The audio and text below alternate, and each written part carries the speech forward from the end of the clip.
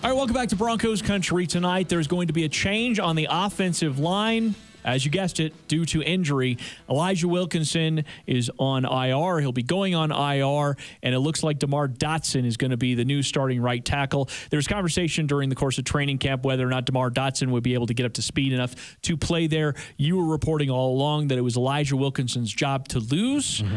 And now, unfortunately, due to injury, he lost it. Actually, Pro Football Focus had him as the second highest graded offensive lineman in that game against the Buccaneers. So take that for whatever it's worth. The interior of the offensive line seemed to be the thing that struggled the most. But let's talk about Demar Dotson as your starting right tackle. What does it mean? Well, he's not quite as athletic as Elijah, but he's a huge guy. I mean, he is an absolute massive human being. He lets defenders get in on him, which is actually a part of his technique. When he can get back into his kick slide and let those guys get in on him, he kind of swallows them up. It's the same technique that Trent Brown uses from the Raiders. And if you're a big guy like that, that's probably the best technique because then they're fighting to get off of you to get after the quarterback even further, and it causes a longer delay. So it's an interesting technique not everybody can get away with, but those huge, massive people kind of can.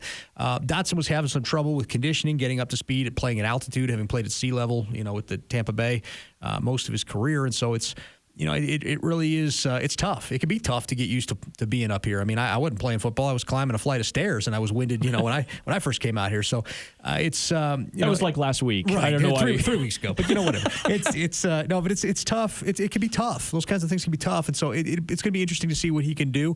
I think starting him at the Jets at New York is going to help out with that because he's not going to have to play the game at altitude. And I think that continues to help get him into shape and where he needs to be.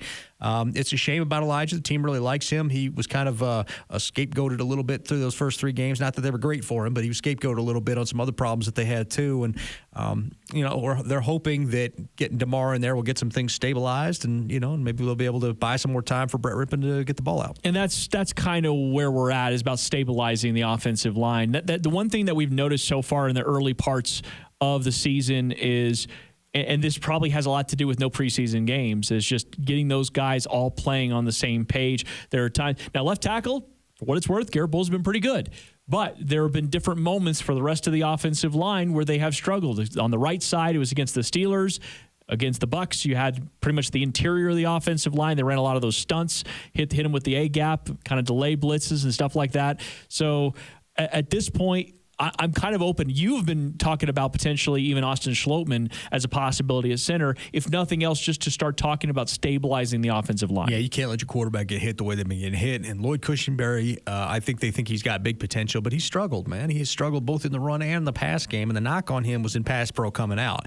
You can't give up the pressures and the hits and the sacks that this line has given up the last 2 weeks. You cannot do that because you're just not going to survive in the NFL. Guys can't take that kind of punishment. It ruins the body. So they're going to have to figure something out. Cush is going to either have to get it or they're going to have to find somebody who can and worry about getting him reps later on. So Schlottman should be on standby just in case. So for the offensive line, the struggles that happened, the communication issues were a little bit more of the surprise coming out of that Bucs game, because you'd think at least 3 games into the season, they've all been working together. It hasn't been, up until now, a group that has been affected too much by injuries. Juwan James opted out before the season, so they've been working together as that group throughout training camp, but it seemed like they really had some difficulties communicating in the interior during that game.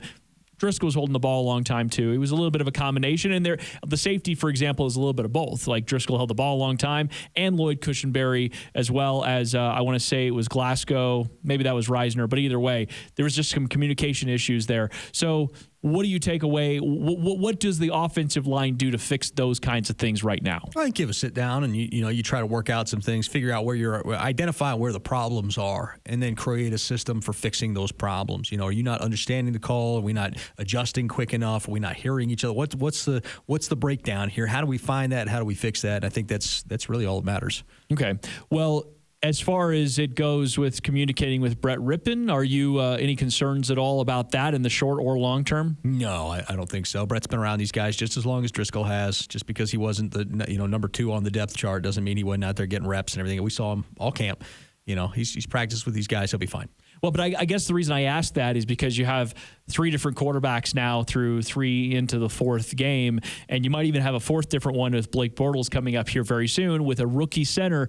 at some point that does take a toll, doesn't it? Nah, not really. I mean, if you're a quarterback, you got to get to it. If you're a professional athlete, you got to get to it like that. A week, you should be ready to go. The only thing about the center is maybe the ball placement.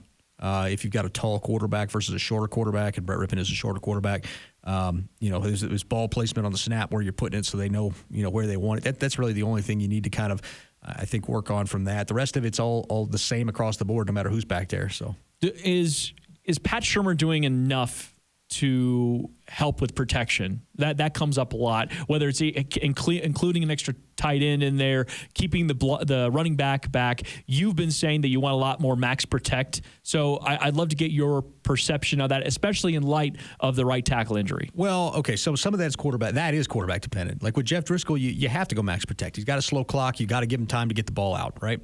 With Brett Rippon, it's different. He's pretty quick.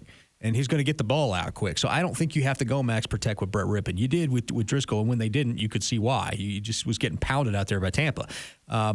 Driscoll struggles to identify DB blitzes off the snap. Rippon's never really had a problem with that. So I think it's really more that one is specifically dependent on which quarterback is back there.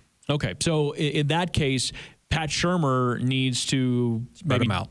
Okay, that's what I'm kind of getting at. You got Brett Rippon back there, spread them out. Okay, so you got Jeff Driscoll back there. You probably want max protect. You want to tighten it up a little bit, just because that's what he needs. Anytime you got a quarterback that doesn't process the field quick enough like that, the way that you buy them time is hold guys in. And I'll tell you, Tennessee's offensive coordinator Arthur Smith, that's what he runs for Ryan Tannehill, and that's what's made Ryan Tannehill have such a prolific second half of his career now. Running max protect, 2-route concepts, and trusting that your receivers have the speed and ability to get open on those kinds of plays.